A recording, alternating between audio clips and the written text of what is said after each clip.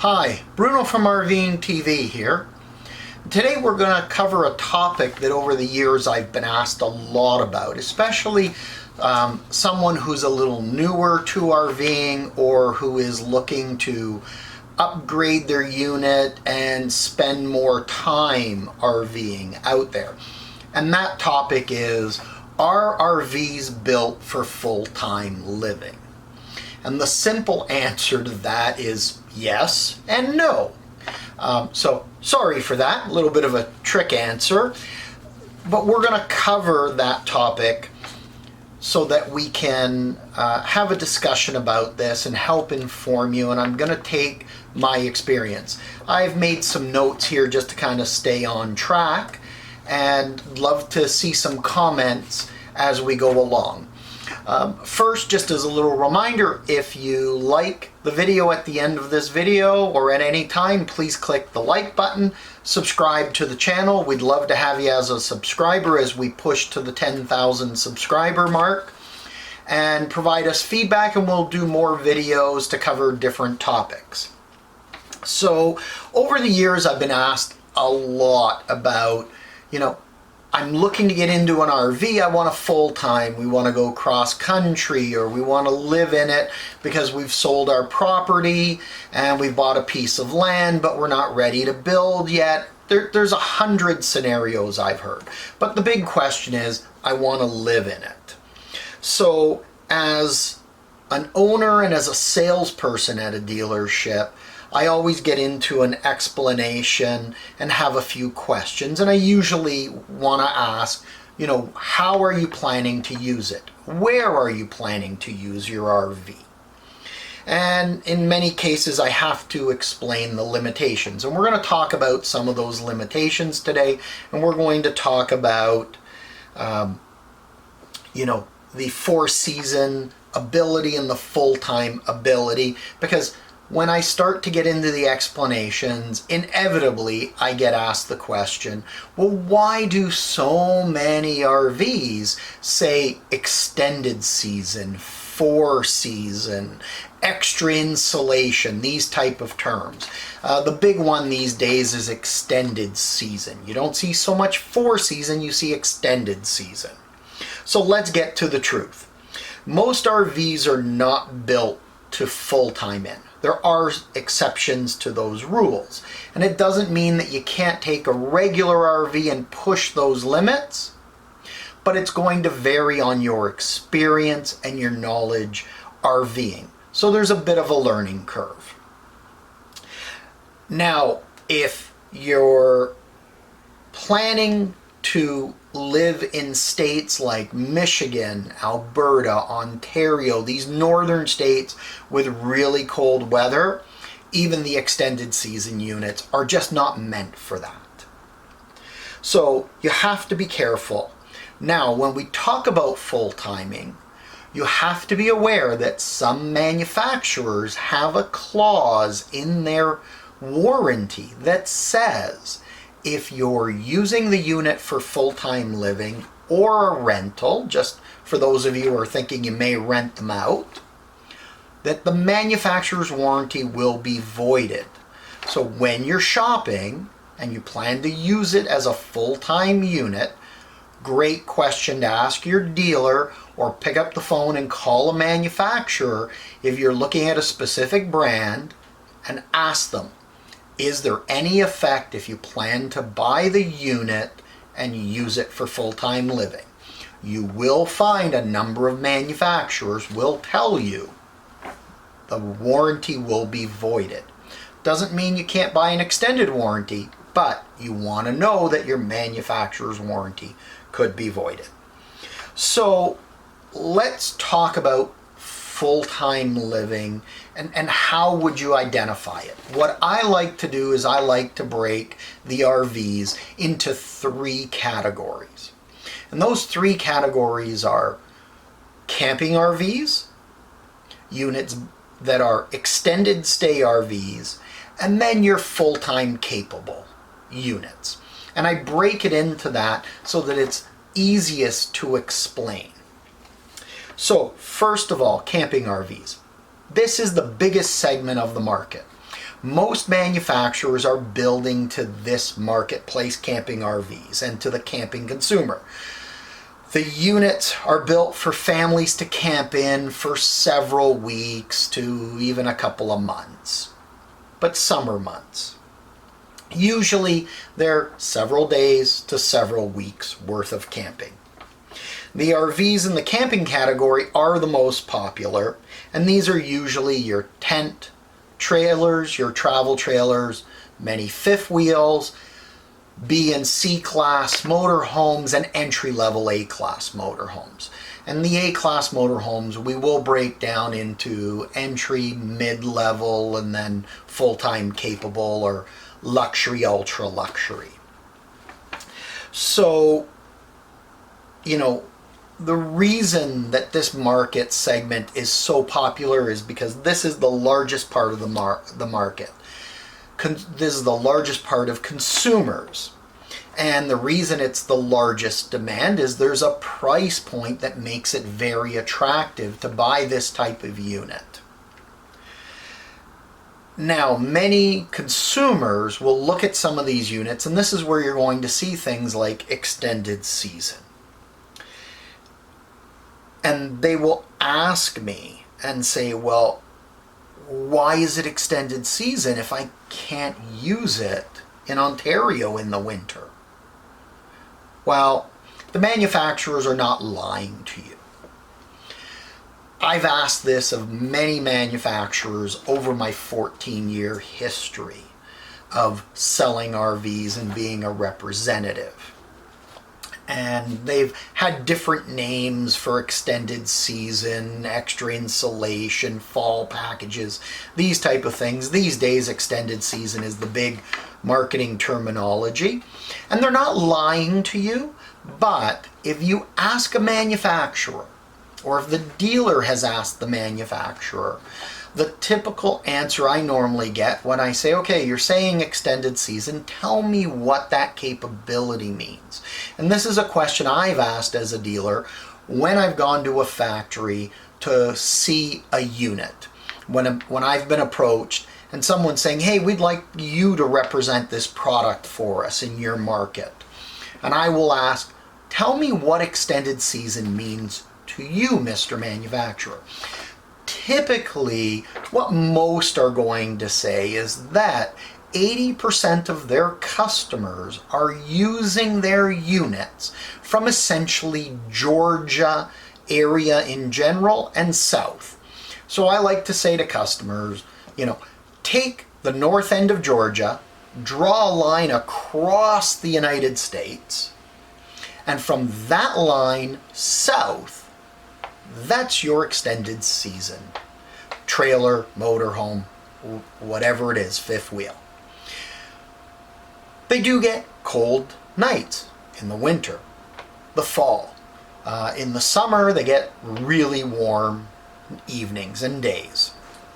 So in those scenarios, you're going to be able to have an extended season or 4-season coach. In places like Michigan, Alberta, Ontario, just to name a few, that extended season is simply going to mean that that unit is built with certain features that will allow you to start your camping earlier in the spring and go till longer in the fall before you put it away. Now, extended season typically means they maybe have a little extra insulation, they have a sealed underbelly. Some manufacturers are pumping heat directly into that underbelly by running 1 or 2 heat ducts right from the furnace. Others are claiming a radiant heat, meaning they run their venting through or underneath the floor, and when that venting gets warm, it warms the air next to it. So you want to ask some of these questions. So that way you'll stay a little earlier in the spring, or start a little earlier and stay a little longer in the fall. Great units. They offer a lot of value. There's different quality ranges, so you really want to do some shopping and ask around. And we're going to do another video down the road with some buying tips. But today we're just talking about the full-time RVs. Now, our second category, extended stay RVs.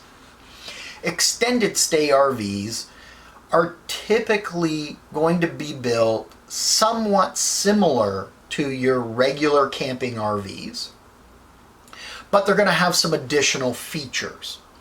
They're going to tend to be larger travel trailers, maybe a little nicer, but primarily larger in size. And they're going to have more features. They're going to also be more of your mid-level fifth wheels and mid-level motorhomes. What you're typically going to find is they're outfitted with more features, much more storage, which can include larger fridges, larger stoves, bigger, larger water heaters, maybe even a fancy style water heater, something like a Truma tankless. They're going to have multiple air conditioners or have the ability to upgrade the unit to a second or third air conditioner. Some will even have a generator on board or the option to upgrade a generator because it'll have a generator prep package. And there, as I mentioned, there's many mid-level A-class motorhomes that fall into this category, both in the gas as well as the diesel category. Now, before we jump into full-time capable, I thought what we would do is take a look at a fifth wheel. We're going to use the RVing TV Denali fifth wheel to show you what we would classify as an extended stay. Then we're going to take a look at a motorhome. This will be a diesel motorhome, just to point out some features and give you some general ideas. Okay, so extended stay RVs. Here we are inside of the Dutchman Denali fifth wheel. This is the 307 RLS floor plan. Don't be fooled. A lot of people would look or hear the 307 and go, Bruno, that's only a 31 foot. In this case, the 307 is simply a floor plan designation and doesn't have anything to do with the length. We're about a 35 foot fifth wheel. Now, the reason I classify this type of fifth wheel as an extended stay unit is many fifth wheels will have this, so I'll say that, but not all of them. The storage area underneath the bedroom is heated. There is heat duct and heating down there. We have a sealed and enclosed underbelly that's heated as well. But the reason I say extended stay, and this is why we chose this unit, is when you look around, you're going to notice, as I mentioned, the larger fridge. This is a propane electric fridge, so it allows you to be out on the road a little longer because you have more storage capacity, but you also have the propane, so you have less requirements for electricity. Many of the fifth wheels these days are going to a residential fridge and they're touting that they have a 2000 watt inverter or something along those lines. If you're looking into those units, the question you're going to want to ask the dealer is how many batteries are on board, because it's great to have a big inverter. That just means you're pulling more power out of batteries. And typically in the motorhome world, you'd have 4 6-volt batteries, where in the trailer world, we tend to use 12 volts and typically 1 in a fifth wheel. As I mentioned in an earlier video, this unit, we've equipped it with 2 12 volts to go longer, to do some dry camping, to be able to have that extra power for the fridge when we're dry camping. Now, some larger items. You'll notice this has the larger fridge, so when I'm out, if I'm entertaining, I can cook a small turkey, a large chicken, where some of the units have the very small fridges. Now, we also talk about storage. So there's a nice, large, deep pantry. I can actually put a mixer in here, put other items that I may want to take with me, and then we're going to have more storage up front as well as in the island. So from a livability, we get a lot more storage, more seating space to be able to kick back and relax, nicer furniture with having rocker recliners, the extra sleeping, and then just little appointments. Plus, as we look around, there's more storage all over the place. Now, as I mentioned, this unit is equipped with one air conditioner, but has the option to be upgraded as all the wiring is already there. We also have central vac on board to make cleaning really, really easy. And then little touches, which tend to get overlooked, and this has been used in the RV industry for a while, but not all RVs, typically the larger diesels, the fan. So just a nice feature to be able to have a fan and move some air, and then skylights for extra light around, and then your typical vents and skylights. Up front, we have a good corner shower, and we have good bedroom space. Now, what they've done to extend it, because most travel trailers and smaller fifth wheels, this is what you'd look at. You'd have your storage above the bed, one or two wardrobes at the side, and that's it. In this unit, they've gone and placed a slide out that is a full wardrobe with extra drawers. So this is going to allow you to stay a little longer when you're out on the road. A little bit thicker roof structure, so more insulation, good wall insulation, good floor insulation. So this is a typical extended stay unit. And then from here you can go fancier, get more comfortable, or you could step down a bit, go more camping situated, and you kind of go from there. Now let's go take a look at what an extended stay motorhome looks like and is going to offer you. All right, here we are in an extended stay motorhome.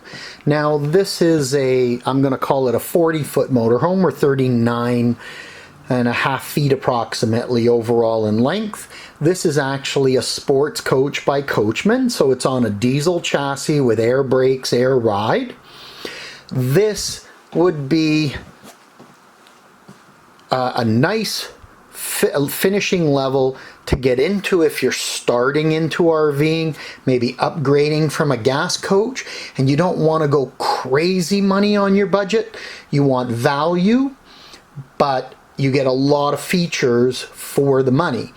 These are great little coaches, and that's why I would call this an extended stay. So let's take a look at some of the features that you're going to get from extended stay. First, you'll notice the big French style fridge with the water and the ice in the door. And you'll notice as we open it up, it's full residential, right? There's nothing small about it. So now you can get out on the road and you don't have to go shopping every couple of days. So this is actually about 8 to 10 cubic feet larger than what's in the fifth wheel. Now the advantage here, they're running 6-volt batteries, and we have a generator on board, where in the fifth wheel we're going to have to bring our own generator and have it separate from the fifth wheel. Good sitting space with a dinette, some additional sleeping here, but a very large sofa overall. There's a drop-down bed for extra guests. You'll notice Corian counters, good storage with pantry on the side, and then storage up above all around, you know, there in the front, and even over the sofa here. Now, no oven on board, big pots and pans drawers, so you can take those larger pans, bigger frying pans with you. And then you're going to go over to a convection oven that's going to do double time as microwave as well as oven. So that's a nicer feature because it is a residential sized. right? Now we start getting some nicer appointments, sound bar instead of just sound off of the TV. This unit is a bath and a half floor plan, so we do have a guest bath here, but in the back we jump to a king size bed, really good storage above, and then we're going to have washer dryer down here in these two cabinets. But you'll notice extra wardrobes around, nice deep drawers. Then in the back, which is our main washroom, you've got a nice large shower, deep countertops, lots of storage. And when I say lots of storage, I mean look at the size of that storage. It's deeper than the actual shower is, and then again more storage over here, right? Plus hanging additional, and then above we have more storage, so that allows you to go out longer. Also, more water efficient toilets. You'll see there's a double flush system. Push the first button, it uses very little water. Push the second button, it flushes more water. So 1 for number 1, 2 for number 2. But these are just a quick example for extended stay. You'll also notice from the size the amount of living space that you get. So on a rainy day, a colder day when you're down south, or in the summer that you have some bad weather, you're not going to feel all cooped up and claustrophobic inside. You're going to have really good living space. Plus, when the slide outs are in, you're still going to have very usable space to be able to live in this in case the weather's a little colder and you're heading south. Or again, you've pulled into a truck stop, a Walmart, and you can't throw those slides out while you're traveling around the continent. So this is a great little example of an extended stay, and the budgets are very reasonable on this. Now, I'm not going to talk exact dollar figures because it's going to change based on Canadian and US dollars. It's going to change from model year to model year. That's up to you to explore. We're just going to talk about extended seasonability.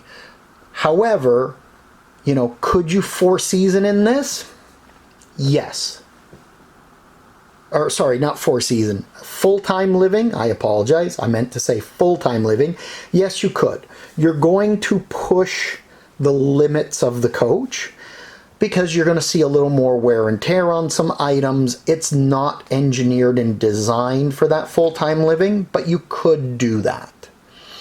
You just, would I go into this as my first coach, never having experienced RVing? No. I would say you'd want some experience, or don't jump into it full-time. Purchase a coach like this. Do a season of regular camping, get comfortable with it, start to know where the limits are, then look to push that a little further. Now let's go take a look at a four-season coach, four-season and full-time living, and it'll be four-season with some limitations, and we'll explain that when we go into the next coach. Okay. So we're back to actually where we started our video, and this is what I would classify a full-timer's coach. Now this is a really nice level. You can start a little lower than this. We are in an American coach revolution. This is actually a pre-owned coach. And most of these pre-owned coaches are in spectacular shape because they're really well maintained and well looked after. But we're going to use this one today just to give you an idea of what kind of features and what kind of quality levels you're going to get when you jump to a coach like this. So a full-timer's RV, what does that mean? Typically, they're nicer RVs. In the motorhome range, you're typically going to start in the $450,000 Canadian ballpark and go up to $1 million. They're going to include names like American Coach, several Holiday Rambler and Monaco brands, Newmar, Integra Coach, you know, your Newells, your Prevos. those type of coaches themselves. In the fifth wheels, you're going to see names like DLRV. Why are these full-timer coaches? Well, when we look around at the features, there's more features, more flexibility in here. So I'm going to put the camera down so I can talk to you about this itself.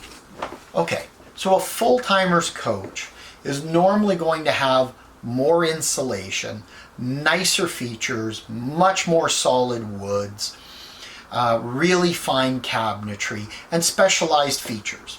So we're going to go larger fridges, typically generators on board, thicker floors, thicker roofs, sometimes even thicker walls, believe it or not.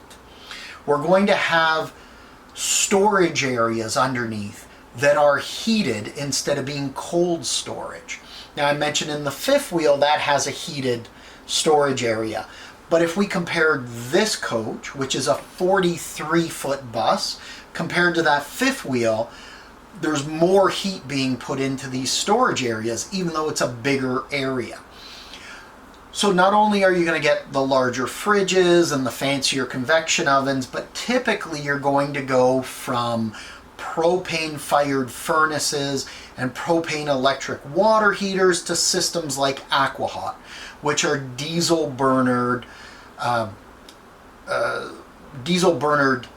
systems that will generate many more BTUs, in some cases enough BTUs to heat a house. And what that's going to do is give you more heat. It'll tie in to give you water heating as well instead of carrying a tank, so that you're able to have more hot water on demand. And that's going to make livability more comfortable in a coach like this. And there's going to be some of you watching this video that are going to call BS on that. Now, I can tell you, and this is why I said, not only is it from my experience as an owner in a dealership and as an RVer, but I've actually lived in a unit like this in the months of October, November, and to about mid-December. And then I cheated. Then I was able to move it to an indoor bay for a few weeks when the weather really dipped low in Ontario. But, beginning of December was comfortable, and we get some pretty cold weather here in Ontario. However, you do still have to be very careful on how you use a coach like this. What happens when you go to a larger coach, more insulation, bigger furnaces, or specialized heating systems, is that your buffer zone where you get yourself into trouble is larger. In a camping trailer, it's very narrow when you start getting into cold weather. When you step to something with an extended season package, it opens that up. When you go to an extended stay trailer, usually it's opening it a little more. Then when you go to a full-timer's coach, it tends to open it up a lot more because some of the units, and there's always exceptions to the rule, there's some units built for that 4-season long stay, even if they're only an 18 or 21 foot trailer. Something like a Lance trailer has been designed and built for that colder weather. Here, because of the extra heat, the extra insulation, you're going to have more buffer zone before you get yourself into trouble and start causing damages on your RV. So when we say more insulation, let's talk about that. We have a 2-inch wall here, full block foam insulation, thicker fiberglass on the outside. But it's the floors and the roof.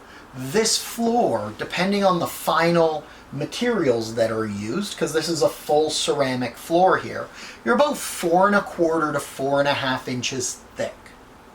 That's a lot of insulation that's in that. Now, to give you a comparison, the average floor in the RV industry is typically 1.5, 1 3/4 inches thick. So imagine the amount of cold you're keeping out, and then we heat the understorage. so you're getting much more heat. The floor in this unit is actually electrically heated the way you would heat a house. It's actual dual zones. So we can heat our ceramics in the living area, then there's a separate zone in the bedroom in the back. So that is also generating heat to make it more comfortable. Then we go to the ceiling. Our ceiling and roof structure is 6.5 inches thick on this unit at the center. Now we're always going to talk center points because your roofs are rounded. So as we get out to the further edges here, it's going to be thinner. But if you start at 6.5 and come down, you still have good insulation here that traps heat inside rather than letting it escape. And then doing the reverse in the really hot weather, it's keeping that heat and the heat from the sun out from inside the unit. That gets coupled with thermal pane windows, where most RVs are going to have single panes. And even the quality of the single panes change. When you look at something like the fifth wheel, the Denali, and you look at the glass, you should see a thicker pane of glass. You go to a camping trailer, it's going to be a thinner pane. Well, that doesn't keep your heat in as much, or keep the cold out, or reverse in the summer months. So if you're shopping for an extended stay or a full-time coach, take a look at the panes of glass. In motorhomes, what I used to tell customers, because I'm no longer selling, I'm now out of the dealership itself, in a semi-retirement is what you've seen in one of our videos. What I tell customers is go up to the passenger or the driver's chair, depending on the unit you're in. If it's a diesel pusher, you're going to go to the driver's because your door's at the front. Open the glass and push the window open. And feel the force that you need to do when you're pushing the window forward. Feel the weight of the glass. Go to a different unit. Do the same thing. So if you're looking at an A-class motorhome, that's a great little test. And I can tell you, you can jump. I've jumped from one brand to another that are very similar price points, that sometimes you're $5,000 or $10,000 difference between a coach. And you'll notice the quality difference of the glass, the thickness of the glass. One, you've got to struggle to push open because it's a thicker, heavier glass, where another, you use the same force and the window just flies forward. These type of little items, which accumulate to be very large differences, will make the difference from a camping to an extended to a full-time type of unit. Now we also here have features like more batteries on board. This unit actually has 8. We have a big generator on board. We have automatic generator start. Now that's being used here to give you the flexibility so when you're boondocking, you can leave this coach and not worry about batteries going dry. In a number of RVs, that generator start's being used because they're using 12-volt batteries or less batteries and big fridge and big inverter. So you need that system to keep on top of the batteries or you're going to go flat. It's a little different purpose behind it. Same outcome, but it's helping some shortcuts that have been used. When we look around, and I'm going to grab the camera now, and we're going to take a walk around this coach so that you can see when I say quality differences. So you're going to see things like when we go up close and you start looking, you're going to notice all your fascias are solid wood. Your window treatments, the ends are all solid wood. As I mentioned, were thermal pane windows, power shades in here.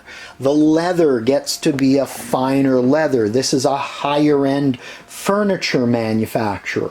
So when you look around, you're going to notice the finishing. The Corian, instead of being simple, is a little more decorative. It's a higher end Corian. You're going to start to see differences in the quality of equipment. So right there we have Sony, where on so many units you're going to see things like Sansui, Context, all these variety of names.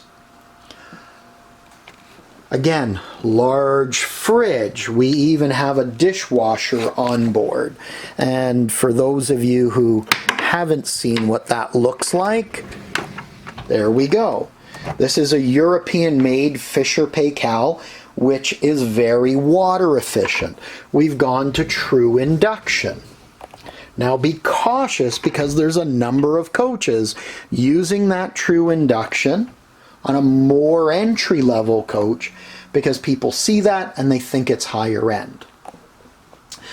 This is a bath and a half floor plan, which is really popular, but you know, look at things like, there's our pantry, and when we open up our pantries, all solid wood, really heavy duty, then you'll notice, you know, 9 drawers, 2 wardrobes, again, high-end TVs, king size bed, but it's not just a king size, it's not a foam mattress. This is a sleep number bed, so you can set one side different from your partner's side. Lots of attention to detail in here. You know, washrooms get bigger because we're a bigger coach. So this is the main washroom, nice big shower, and then you get a walk-in closet. Back here is our washer-dryer stacking, I meant to say. Even a space for shoe rack. And then, yes, you'll notice cedar-lined closet.